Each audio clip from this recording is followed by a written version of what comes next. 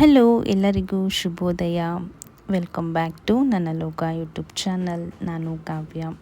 ಯಾರಿನ್ನೂ ನನ್ನ ಚಾನಲ್ನ ಸಬ್ಸ್ಕ್ರೈಬ್ ಮಾಡಿಕೊಂಡೆ ವಿಡಿಯೋನ ನೋಡ್ತಾ ಇದ್ದೀರಾ, ನೀವು ಈ ವಿಡಿಯೋನ ಫಸ್ಟ್ ಟೈಮ್ ನೋಡ್ತಾ ಇದ್ದರೆ ಪ್ಲೀಸ್ ನನ್ನ ಚಾನಲ್ಗೆ ಒಂದು ಸಬ್ಸ್ಕ್ರೈಬ್ ಮಾಡ್ಕೊಳ್ಳಿ. ಈ ವಿಡಿಯೋ ಇಷ್ಟ ಆಗಿದ್ದಲ್ಲಿ ಲೈಕ್ ಮಾಡಿ. ಇವತ್ತು ಮಾರ್ನಿಂಗಿಂದನೇ ವ್ಲಾಗ್ನ ಸ್ಟಾರ್ಟ್ ಮಾಡ್ತಾ ಇದ್ದೀನಿ. ಇತ್ತೀಚಿನ ದಿನಗಳಲ್ಲಿ ನನಗೆ ಸಬ್ಸ್ಕ್ರೈಬರ್ಸ್ಗಳು ಆಗ್ತಾ ಇದ್ದಾರೆ, ಹಾಗೆ ಅನ್ಸಬ್ಸ್ಕ್ರೈಬರ್ಸ್ ಕೂಡ ಆಗ್ತಾ ಇದೆ. ನಾನು 705 ಆಯಿತು 6 ಆಯಿತು ಅಂತ ಖುಷಿಪಟ್ಟಂಗೆ ಅಲ್ಲಿಂದ 3 2 ಆಗ್ತಾ ಇದೆ. ಸೊ ಯಾಕೆ ಈ ಥರ ಆಗ್ತಾ ಇದೆ ಅಂತ ಗೊತ್ತಾಗ್ತಾ ಇಲ್ಲ. ಇಲ್ಲೊಂದು ಪುಟ್ಟ ಪಾಟಲ್ಲಿ ಬೀನ್ಸಿನ ಬೀಜ ಹಾಕಿದ್ವಿ, ಅದು ಎಷ್ಟು ಚೆನ್ನಾಗಿ ಬೀನ್ಸ್ ಬಿಟ್ಟಿದೆ. ತುಂಬಾ ಖುಷಿ ಆಯಿತು ನೋಡೋದಕ್ಕೆ. ಬೆಳಿಗ್ಗೆನೇ ನನಗೆ ಗಿಡಗಳನ್ನ ನೋಡೋ ಅಭ್ಯಾಸ ಇದೆ. ಸೊ ಹಾಗೆ ಬೆಳಗ್ಗೆ ಒಂದು ರೌಂಡ್ ಗಿಡಗಳನ್ನ ನೋಡಿ ಯಾವುದಾದ್ರೂ ಗಿಡಗಳು ಒಣಗೋಗಿದ್ರೆ ಅದಕ್ಕೆ ನೀರನ್ನ ಹಾಕಿ ನೆಕ್ಸ್ಟ್ ನನ್ನ ಡೇನ ಸ್ಟಾರ್ಟ್ ಮಾಡ್ತೀನಿ. ಇವತ್ತು ಫ್ರೈಡೇ ಆಗಿರೋದ್ರಿಂದ ನನ್ನ ಬ್ಯುಸಿ ಮಾರ್ನಿಂಗ್ ರೂಟೀನ್ ಹೇಗಿರುತ್ತೆ ಅಂತ ವ್ಲಾಗಲ್ಲಿ ನೋಡೋಣ. ನಾನು ನೈಟೇ ಇಲ್ಲಿ ಕಪ್ಪು ಒಣ ದ್ರಾಕ್ಷಿನ ನೆನೆಸಿಟ್ಟಿರ್ತೀನಿ. ಇದು ಮಾರ್ನಿಂಗ್ ಬೆಳಗ್ಗೆ ಎದ್ದ ತಕ್ಷಣ ನನ್ನ ಫೇಸ್ ವಾಶ್ ಬ್ರಷ್ ಎಲ್ಲ ಮಾಡಿ ಈ ನೀರನ್ನು ನಾನು ಕುಡಿತೀನಿ. ಇದರಲ್ಲಿ ವಿಟಮಿನ್ಸ್ ಮತ್ತು ಫೈಬರ್ ಇರುತ್ತೆ. ಹೊಟ್ಟೆ ಬೊಜ್ಜು ಹಾಗೆ ವೆಯ್ಟ್ ಲಾಸ್ಗೆ ಹೆಲ್ಪ್ ಆಗುತ್ತೆ. ಆ್ಯಂಡ್ PCOD ಇರೋದ್ರಿಂದ ಅದಕ್ಕೂ ಕೂಡ ಹೆಲ್ಪ್ ಆಗುತ್ತೆ. ನೆಕ್ಸ್ಟ್ ನಾನಿಲ್ಲಿ ಒಂದು ಲೋಟದಲ್ಲಿ ನೈಟು ಮೆಂತೆ ಕಾಳನ್ನ ನೆನೆಸಿಟ್ಟಿರ್ತೀನಿ. ಮೆಂತೆ ಕೂಡ PCODಗೆ ತುಂಬಾ ಒಳ್ಳೆ ಬೆನಿಫಿಟ್ಟು. ನಾನು PCOD ಸ್ಕ್ಯಾನಿಂಗ್ ಮಾಡಿಸಿದ ಮೇಲೆ ಇದನ್ನು ಡೈಲಿ ಮಾರ್ನಿಂಗ್ ತೊಗೊಳ್ತೀನಿ. ಇದ್ರ ಜೊತೆಗೆ ಜೀರಿಗೆ, ಸೋಂಪು ಕಾಳು ಕೂಡ ಹಾಕ್ಕೊಂಡು ಟೀ ಥರ ಮಾಡಿಕೊಂಡು ಮಾರ್ನಿಂಗ್ ಕುಡಿತೀನಿ. ಇದನ್ನು ಮಿನಿ ಬ್ಲಾಗಲ್ಲಿ ಶೇರ್ ಮಾಡಿದ್ದೆ.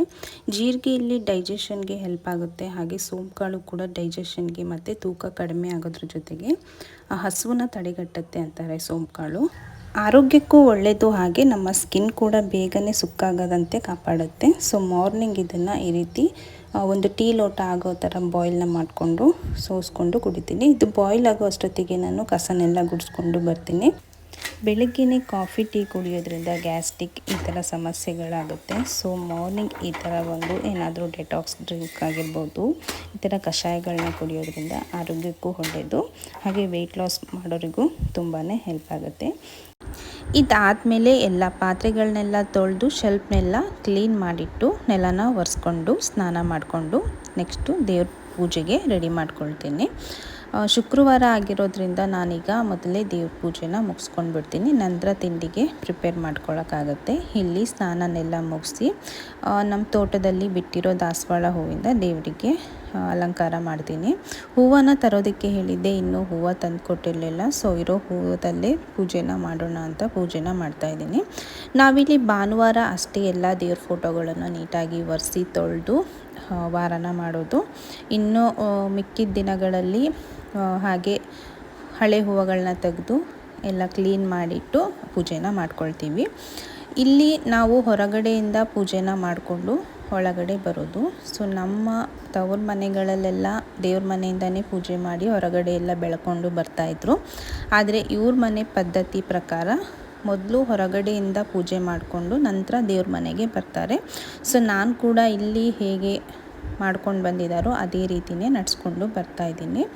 ಸೊ ಹೊರಗಡೆ ಇರುವ ಎಲ್ಲ ದೇವ್ರುಗಳಿಗೂ ಮೊದಲು ಪೂಜೆನ ಮುಗಿಸಿ ನಂತರ ಹಾಲಲ್ಲಿ ಒಂದು ದೇವ್ರ ಫೋಟೋ ಇಟ್ಟಿದ್ದೀವಿ, ಅಲ್ಲೂ ಕೂಡ ಮಾಡಿ ನೆಕ್ಸ್ಟು ನಾನು ಅಡುಗೆ ಮನೆಯಲ್ಲಿರೋ ದೇವ್ರ ಮನೆಗೆ ಪೂಜೆನ ಮಾಡ್ಕೊಳ್ತೀನಿ. ನಂತರ ಇವತ್ತಿನ ತಿಂಡಿಗೆ ಪಲಾವ್ ಮಾಡಬೇಕು ಅಂತ ಅಂದ್ಕೊಂಡಿದ್ದೀನಿ. ಬಿಸಿ ಬಿಸಿ ಪಲಾವು ಆದ ತಕ್ಷಣ ತಿಂದರೆ ಚೆನ್ನಾಗಿರುತ್ತೆ. ಸೊ ಹಾಗಾಗಿ ನಾನಿಲ್ಲಿ ವಾರ ಮಾಡೋ ಅಷ್ಟೊತ್ತಿಗೆ 8 ಗಂಟೆ ಆಯಿತು. ಬೆಳಗ್ಗೆ ನನ್ನ ರೂಟೀನ್ ಜೊತೆಗೆ ಕಸ ಗುಡಿಸಿ ನೆಲ ಎಲ್ಲ ಒರೆಸಿ ಸ್ನಾನ ಮಾಡಿ ದೇವ್ರ ಪೂಜೆ ಆಗೋ ಅಷ್ಟೊತ್ತಿಗೆ ಟೈಮ್ ಬಂದು 8 ಗಂಟೆ ಆಯಿತು. ದೇವ್ರ ಮನೆ ದಾಸವಾಳ ಹೂವಿಂದ ಕಂಗೊಳಿಸ್ತಾ ಇದೆ. ಈಗ ಟೈಮ್ ಆಗುತ್ತೆ ಋತ್ವಿಕ್ ಸ್ಕೂಲಿಗೆ ಹೊರಡೋಕ್ಕೆ. ಸೊ ಹಾಗಾಗಿ ನಾನು ಈಗ ಕ್ವಿಕ್ಕಾಗಿ ಪಲಾವ್ನ ಮಾಡ್ಕೊಳ್ತೀನಿ. ಸೊ ಪಲಾವ್ ಮಾಡೋಕ್ಕೆ ತುಂಬ ಏನು ರಿಸ್ಕ್ ಅನಿಸಲ್ಲ, ಇವಾಗೆಲ್ಲ ಬೇಗನೆ ಆಗೋಗ್ಬಿಡುತ್ತೆ. ಹಾಗೆ ಇಲ್ಲಿ ಹೀರೆಕಾಯಿ ಕೂಡ ಇದೆ, ಇದನ್ನು ಕೂಡ ಸಾಂಬಾರು ಮಾಡೋಣ ಅಂತ ಅಂದ್ಕೊಂಡಿದ್ದೀನಿ. ಈ ಬೀನ್ಸು ತುಂಬಾ ಎಳೆ ಬೀನ್ಸು ತುಂಬಾ ರುಚಿಯಾಗಿದೆ, ಹಾಗೆ ತಿನ್ನೋಕ್ಕೂ ತುಂಬಾ ಟೇಸ್ಟಿಯಾಗಿರುತ್ತೆ. ಇದನ್ನು ಪಲಾವಿಗೆ ಸ್ವಲ್ಪ ಜಾಸ್ತಿ ಹಾಕ್ಕೊಂಡು ಪಲಾವ್ನ ಮಾಡಿಕೊಂಡ್ರೆ ಪಲಾವ್ ತುಂಬ ರುಚಿಯಾಗಿ ಬರುತ್ತೆ. ಇದಕ್ಕೆ ನಾನು ಒಂದು ಕ್ಯಾರೆಟ್ ಹಾಗೆ ಒಂದು ಆಲೂಗೆಡ್ಡೆನ ಸೇರಿಸ್ಕೊಳ್ತಾ ಇದ್ದೀನಿ. ತುಂಬ ಆದರೆ ಅದು ಚೆನ್ನಾಗಿರಲ್ಲ. ಸೊ ಬೀನ್ಸ್ ಕ್ವಾಂಟಿಟಿ ಸ್ವಲ್ಪ ಜಾಸ್ತಿನೇ ಇದೆ. ಹಾಗೆ ಇದಕ್ಕೆ ಸ್ವಲ್ಪ ಬಟಾಣಿ ಕಾಳನ್ನ ನಾನು ನೈಟೇ ನೆನೆಸಿಟ್ಕೊಂಡಿದ್ದೆ, ಅದನ್ನು ಕೂಡ ಸೇರಿಸಿ ಪಲಾವ್ನ ಮಾಡಿಕೊಂಡ್ರೆ ಚೆನ್ನಾಗಾಗುತ್ತೆ. ಈ ತರಕಾರಿಗಳನ್ನಷ್ಟೇ ಹೆಚ್ಕೊಳ್ಳೋದು, ಮತ್ತು ಜಾಸ್ತಿ ಏನು ಕೆಲಸ ಇರಲ್ಲ. ಶುಂಠಿ ಬೆಳ್ಳುಳ್ಳಿ ಪೇಸ್ಟ್ ಮಾಡ್ಕೊಳ್ಳೋದು, ಒಂದು ಈರುಳ್ಳಿ ಒಂದು ಟೊಮೊಟೊನ ಹೆಚ್ಕೊಂಡ್ರೆ ಆಯಿತು. ನಾನು ಪಲಾವ್ ರೆಸಿಪಿನ ಲಾಸ್ಟ್ ವ್ಲಾಗಲ್ಲೆಲ್ಲ ತೋರಿಸಿದ್ದೀನಿ, ಹಾಗಾಗಿ ಇಲ್ಲಿ ಏನನ್ನೋ ವೀಡಿಯೋನ ಮಾಡಲಿಲ್ಲ, ಹಾಗೆ ರ್ಯಾಂಡಮ್ ಆಗಿ ಮಾಡ್ಕೊತಾ ಹೋದೆ. ಆದರೆ ಇದಕ್ಕೆ ನಾನಿಲ್ಲಿ ಆಚಿ ಬಿರಿಯಾನಿ ಪೌಡರ್ನ ಸೇರಿಸ್ತಾ ಇದ್ದೀನಿ. ಇದು ವೆಜಿಟೇಬಲ್ ಬಿರಿಯಾನಿ ಥರ ಅನಿಸುತ್ತೆ. ಟೇಸ್ಟ್ ಕೂಡ ತುಂಬಾ ಚೆನ್ನಾಗಿ ಬರುತ್ತೆ, ತುಂಬಾ ಚೆನ್ನಾಗಿ ರುಚಿಯಾಗಿ ಬಂದಿತ್ತು. ಈ ರೀತಿ ಬಿಸಿ ಬಿಸಿ ಪಲಾವ್ನ ತಿಂದರೆ ತುಂಬಾ ಚೆನ್ನಾಗಿರುತ್ತೆ. ನಾನು ವಾರ ಎಲ್ಲ ಮಾಡಿಕೊಂಡು ಆಮೇಲೆ ತಿನ್ನೋ ಅಷ್ಟೊತ್ತಿಗೆ ಅದು ತಣ್ಣಗಾಗ್ಬಿಟ್ಟಿರುತ್ತೆ. ಸೊ ಹಾಗಾಗಿ ಬೇಗನೆ ವಾರ ಮಾಡಿಕೊಂಡಿದ್ದೆ. ಮಕ್ಕಳ ಜೊತೆಗೆ ನಾನು ಕೂಡ ಕೂತ್ಕೊಂಡು ಬೆಳಗಿನ ಬ್ರೇಕ್ಫಾಸ್ಟ್ನ ಮಾಡಿಕೊಂಡೆ. ಹಾಗೆ ಬ್ರೇಕ್ಫಾಸ್ಟ್ನ 9 ಗಂಟೆ ಒಳಗೆ ಮಾಡಿದ್ರೆ ಒಳ್ಳೆಯದು ಅಂತ ಹೇಳ್ತಾರೆ. ಈಗ ಋತ್ವಿಕಿಗೆ ಲಂಚ್ನ ತುಂಬ್ತಾ ಇದ್ದೀನಿ. ಮಕ್ಕಳು ತರಕಾರಿಗಳೆಲ್ಲ ಏನನ್ನೂ ತಿನ್ನೋದಿಲ್ಲ, ಅವ್ರಿಗೆ ಅದನ್ನೆಲ್ಲ ಆರಿಸಿ ಹಾಕಬೇಕು. ಬಟ್ ಇಲ್ಲಿ ನಾನು ಇವನಿಗೆ ಒಂದು ಹಣ್ಣನ್ನು ಕೂಡ ಹಾಕಿ ಕೊಡ್ತಾ ಇದ್ದೀನಿ. ಏನಾದರೂ ಸೈಡ್ಸು ಹಣ್ಣಾಗಿರ್ಬೋದು, ಹೆಸರು ಕಾಳು ಈ ಥರ ಏನಾದರೂ ಹಾಕ್ಕೊಟ್ರೆ ಅವರಿಗೂ ಒಂದು ಸ್ವಲ್ಪ ಟೇಸ್ಟ್ ಚೆನ್ನಾಗಿರುತ್ತೆ. ಈಗ ಲಂಚ್ ಎಲ್ಲ ತುಂಬಿ ಅವನ್ನ ಸ್ಕೂಲಿಗೆ ಬಿಟ್ಟು ನೆಕ್ಸ್ಟ್ ನನ್ನ ಇನ್ನು ಮಿಕ್ಕಿದ ಕೆಲಸಗಳನ್ನ ಮಾಡ್ಕೊಳ್ಳೋಕ್ಕೆ ಸರಿಯಾಗುತ್ತೆ. ಅವ್ನು ಸ್ಕೂಲಿಗೆ ಕಳಿಸೋವರೆಗೂ ಒಂಥರ ಗಡಿಬಿಡಿ, ಅರ್ಜೆಂಟ್ ಅಂತ ಕೆಲಸ ಆಗ್ತಾ ಇರುತ್ತೆ.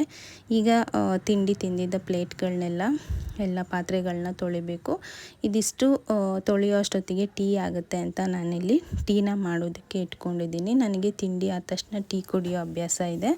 ಸೊ ಹಾಗಾಗಿ ನಾನು ತಿಂಡಿ ಆದ ತಕ್ಷಣ ಟೀನ ಮಾಡಿಕೊಂಡು ಕುಡಿದು ನೆಕ್ಸ್ಟು ನನ್ನ ಕೆಲಸನ ಮಾಡ್ಕೊಳ್ತೀನಿ. ಹೂವನ್ನ ಇವಾಗಷ್ಟೇ ತೊಗೊಂಡು ಬಂದರು, ಪೂಜೆ ಎಲ್ಲ ಆಗೋಗಿತ್ತು ಬೆಳಗ್ಗೆನೆ. ಅದು ಈ ಹೂವನ್ನ ಹಾಗೆ ಇಡೋಕ್ಕಿಂತ ಈ ರೀತಿ ಪಾಟ್ ಇತ್ತು ನನ್ನ ಹತ್ರ, ಇದಕ್ಕೆ ನೀರು ಹಾಕಿ ಈ ರೀತಿ ಡೆಕೋರ್ ಮಾಡಿದ್ರೆ ಒಂಥರ ಚೆನ್ನಾಗಿ ಅನಿಸುತ್ತೆ. ನೆಗೆಟಿವ್ ಥಾಟ್ಸ್ ಎಲ್ಲ ಹೋಗಿ ಒಂಥರ ಪಾಸಿಟಿವ್ ವೈಬ್ಸ್ ಬರುತ್ತೆ. ಇದನ್ನೆಲ್ಲ ನೋಡಿದಾಗ ಒಂಥರ ಚೆನ್ನಾಗಿ ಅನಿಸುತ್ತೆ ಅಂತ ಈ ರೀತಿ ಡೆಕೋರ್ ಮಾಡಿ ಇಟ್ಕೊತಾ ಇದ್ದೀನಿ. ನನಗೆ ತುಂಬ ದಿವಸದಿಂದ ಈ ಥರ ಮಾಡಬೇಕು, ಆಮೇಲೆ ಟೇಬಲಲ್ಲಿ ಇಡಬೇಕು ಅಂತ ಅನ್ನಿಸ್ತಾ ಇತ್ತು. ಬಟ್ ಟೇಬಲ್ ಮೇಲೆ ಇಟ್ಟರೆ ನಮ್ಮನೆ ಪಾಪು ಸುಮ್ಮನೆ ಬಿಡಲ್ಲ, ಅದನ್ನು ಕಿತ್ತಿ ಹಾಳು ಮಾಡಿಬಿಡ್ತಾಳೆ. ಸೊ ಹಾಗಾಗಿ ದೇವ್ರ ಮನೆ ಮೇಲೆ ಇಡ್ತೀನಿ.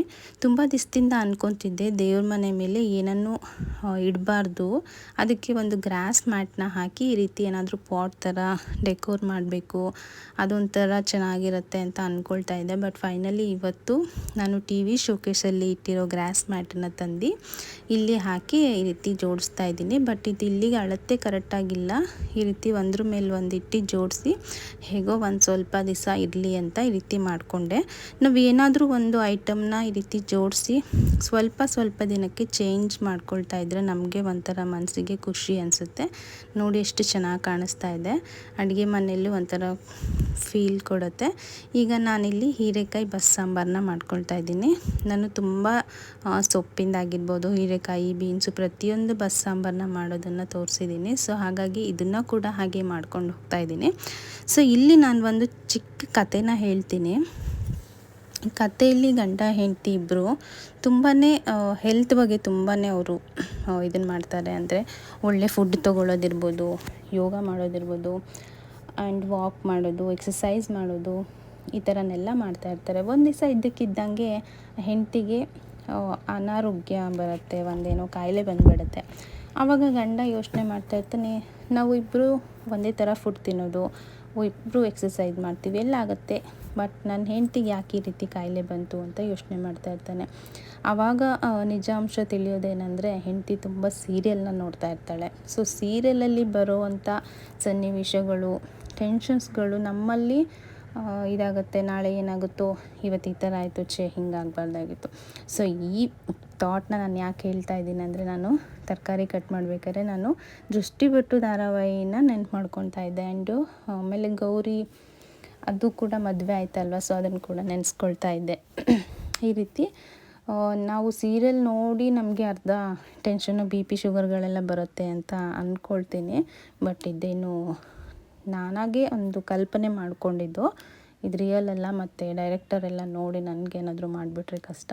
ಸೊ ಜಸ್ಟ್ ಫಾರ್ ಒಂದು ಫನ್ನಿಯಾಗಿ ಒಂದು ಸ್ಟೋರಿ ಹೇಳಬೇಕು ಅಂತ ಅನ್ನಿಸ್ತು. ಹಾಗೆ ನನ್ನ ಫೈನಲಿ ಅಡುಗೆ ಸಾಂಬಾರು ಮತ್ತು ಸೊಪ್ಪೆಲ್ಲ ಆಯಿತು. ಇಲ್ಲಿ ಅನ್ನಕ್ಕೆ ಇಟ್ಟಿದ್ದೀನಿ. ಹಾಗೆ ಈ ಕಡೆ ಜೋಳನ ತೊಗೊಂಡು ಬಂದಿದ್ರು, ಅದನ್ನು ಕೂಡ ಬೇಯೋಕ್ಕೆ ಇಟ್ಟಿದ್ದೀನಿ. ನಂತರ ನಾನಿಲ್ಲಿ ನಮ್ಮ ಮನೆಯಲ್ಲಿ ಫುಲ್ಲೆಲ್ಲ ಕ್ಲೀನ್ ಮಾಡಿಕೊಂಡೆ. ಈ ಫ್ರಿಡ್ಜ್ ಮೇಲೆ ಮುಚ್ಚೋ ಕವರ್ ಇದೆಯಲ್ಲ ಅದೆಲ್ಲ ಹರಿದೋಗ್ಬಿಟ್ಟಿತ್ತು. ಅದು ಒಂಥರ ಲಡ್ಡಾಗಿ ಫುಲ್ ಹರಿದೋಗಿತ್ತು. ಸೈಡ್ ಜೋಬೆಲ್ಲ ತೂತಾಗಿತ್ತು. ಏನಾದರೂ ಐಟಮ್ ಹಾಕಿದ್ರೆ ಬಿದ್ದು ಹೋಗ್ತಾನೆ ಇತ್ತು. ಇದನ್ನು ತೆಗ್ದು ನಾನು ಹೊಸದೇನಾದ್ರು ತರಿಸ್ಕೊಳ್ಳೋಣ ಅಂತ ಹುಡುಕ್ತಾ ಇದ್ದೆ. ಬಟ್ ಒಂದ್ಸಲ ಅನಿಸ್ತು, ಮನೇಲಿ ಮಿಷನ್ ಇದೆ, ಇದನ್ನು ಯಾಕೆ ನಾನೇ ರಿಪೇರಿ ಮಾಡ್ಬೋದು, ಹೊಲ್ಕೊಳ್ಳೋಣ, ಮನೇಲೇ ಮಿಷನ್ ಇದೆ ಅಲ್ವಾ ಅಂತ ನಂಗೆ ಆವಾಗ ಅಂತ ಅನ್ನಿಸ್ತು.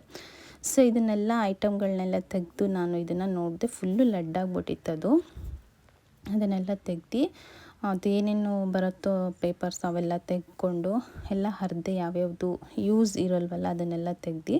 ನೆಕ್ಸ್ಟು ನಮ್ಮ ಮನೆಯಲ್ಲಿ ಒಂದು ವೇಸ್ಟ್ ಒಂದು ಶಾಲ್ ಥರ ಇರುತ್ತೆ, ಇವಾಗ ದೇವಸ್ಥಾನಗಳಲ್ಲಿ ಅಲ್ಲಿ ಇಲ್ಲಿ ಕೊಟ್ಟಿರ್ತಾರೆ, ಅದನ್ನೆಲ್ಲ ನಾವು ಯೂಸ್ ಮಾಡಲ್ವಲ್ಲ, ಆ ಥರ ಶಾಲನ್ನು ಇದಕ್ಕೆ ಅಳತೆ ಸರಿಯಾಗಿ ನೋಡಿ ಈ ಥರ ಸ್ಟಿಚಿಂಗ್ ಮಾಡೋಣ ಅಂತ ನಾನಿಲ್ಲಿ ಒಂದು ಶಾಲನ್ನ ತೊಗೊಂಡಿದ್ದೀನಿ. ಇದು ಕೂಡ ಅದಕ್ಕೆ ಡಬಲ್ ಫೋಲ್ಡ್ ಮಾಡಿದ್ರೆ ಆಗಲ್ಲ, ಸಿಂಗಲ್ ಫೋಲ್ಡ್ ಮಾಡಿ ಹೊಲಿಬೋದು. ಸೊ ಈಗ ನಾನು ಅದನ್ನು ಸ್ಟಿಚ್ ಮಾಡಿ ನಾನೇ ಮನೇಲಿ DIY ಮಾಡ್ತಾಯಿದ್ದೀನಿ. ಹೀಗೆ ಚಿಕ್ಕ ಪುಟ್ಟ ಸ್ವಲ್ಪ ದುಡ್ಡನ್ನ ಉಳಿಸೋಣ ಅಂತ. ಸೊ ನಾವು ಎಲ್ಲೇ ಉಳ್ಸೋಕೆ ಹೋದ್ರೂ ಅದು ಇನ್ನೊಂದು ಕಡೆ ಎಲ್ಲೋ ಹೋಗ್ತಾನೆ ಇರುತ್ತೆ. ಬಟ್ ಈ ರೀತಿ ನಮ್ಮ ಒಂದು ಐಡಿಯಾಸಿಂದ ನಾವು ಮಾಡಿಕೊಂಡ್ರೆ ಅದೊಂಥರ ಖುಷಿ ಇರುತ್ತೆ.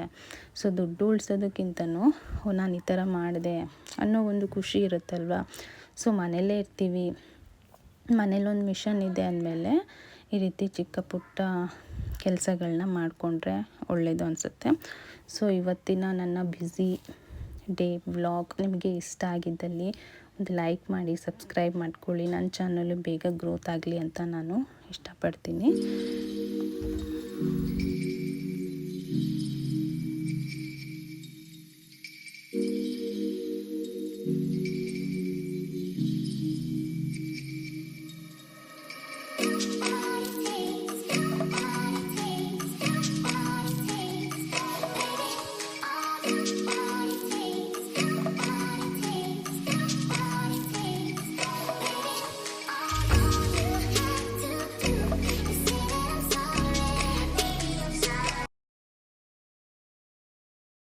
ಸೊ ಇವತ್ತಿನ ವ್ಲಾಗ್ನ ಇಲ್ಲಿಗೆ ಎಂಡ್ ಮಾಡ್ತಾ ಇದ್ದೀನಿ. ನೆಕ್ಸ್ಟ್ ವ್ಲಾಗಲ್ಲಿ ಸಿಗೋಣ. ಟೇಕ್ ಕೇರ್, ಬಾಯ್.